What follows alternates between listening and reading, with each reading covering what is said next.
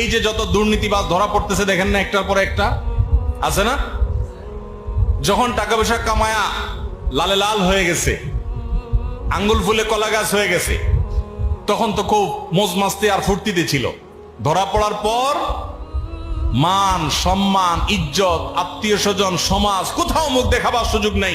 বাকি জীবন বিদেশে পালিয়ে চোরের মতো পালিয়ে পালিয়ে দুনিয়া থেকে গ্লানি নিয়ে অপমানিত অবস্থায় দুঃখ এবং কষ্ট নিয়ে যখন চলে যাচ্ছে, এই মুহূর্তে যদি তাদের সাক্ষাৎকার নেওয়া যেত, আমি নিশ্চিত নির্ঘাত তারা বলতো যে হায়, এ সকল অবৈধ উপার্জন না করে নিজ দেশে সম্মান নিয়ে যদি দুনিয়াতে বেঁচে থেকে দুনিয়া থেকে যেতে পারতাম সেটা অনেক ভালো ছিল।